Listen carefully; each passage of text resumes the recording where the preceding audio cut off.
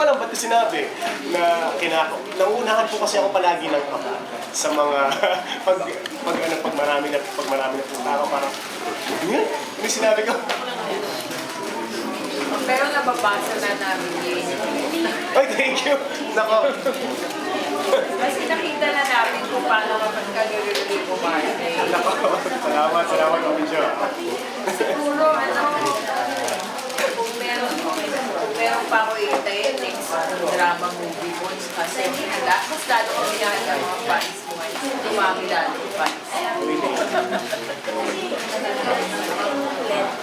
First time na nakita kita, yung endorse ko for McDonald's, yung first commercial mo.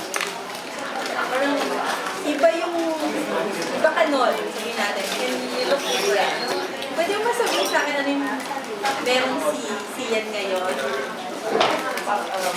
Sa sarili mo, iba ka kasi nun eh. Wow! Paano po bang iba? Sandali! Pinabahan ako, paano po bang iba? Ikaw ang magsabi niya sa akin. Ano yung first time na commercial mo, mas pumayat, o mas magkaroon ka na ng confidence?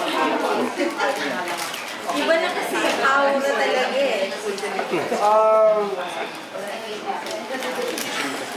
Siguro mas marami lang po, marami rin po akong nakilala mga taong alam kong magiging nandyan po para sa akin. Naalala ko nga, i-explain ko lang po, naalala ko lang yung sabi ni Direk Joyce na huwag ka masyadong mag-alala, huwag ka masyadong... sabi sa akin ni Direk Joyce, nung bakit di ka crush ng crush mo, pinakauna kong pelikula, kasama ko po sa Star Cinema. Hanggang ngayon sa Everything About Her, sabi ni Direk Joyce sa akin, which nagmarka po talaga sa puso ko. Pinakitaan niya ako ng quote. Ganun po kasi siya, very simple, pero tago sa puso. Ang sabi sa akin ni Direk Joyce, stop trying to be perfect. You will never be perfect. And I guess, nung narinig ko yun, ang dami lang talagang tumakbo sa isipan ko. Even from how many years ago, yung mga sinasabi niya sa akin. And I guess, sabi niya, marami kang makikilala na tao na tatanggapin ka wholehearted kung who you are. You don't have to keep on pretending. Maybe po nung, kasi inamin ko naman, marami pa rin. Pero mas marami po before na insecurities and feeling ko, kailangan ko. Yes. Kamusta po? And even nung una ko pong pageant, naalala ko, good evening, welcome. Thank you, and very well. Patay! Pagkatapos, anong nababasa ko? Mali. I guess yun po, marami rin po, yun nga po yung nakapag-reflect din po kahit paano. And yun, yung pag-reflect din po ay very important. Mas lovable na si Sian. Uy, thank you. Kung love na nun, mas lovable pa nga. Thank you.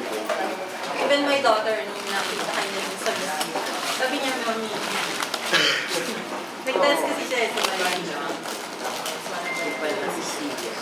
Sa Balay Philippines, yes. Kita ko sila backstage. Once isa sa dancer.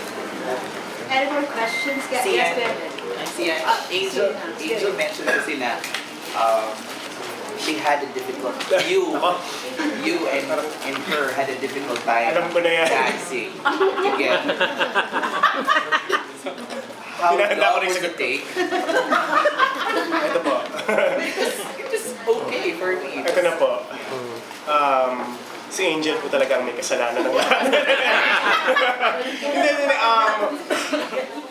Ikwento ko na lang po sa inyo para mas makita nyo lang po kung ano yung nangyari behind the scenes. Noong una po, in-explain sa akin ni Direk Joyce kung ano nga ba ang, sabi niya, we need to take some time sa ending kung anong gagawin ni Chaik at Albert. So sabi ni Direk Joyce, kailangan ko dito pagka-debonair sumayaw. Back in my head, nung mga 3 days ago pa po bago yung actual shooting, sabi ko, Direk, nag-G-force naman ako eh, nag-dance lesson po ako.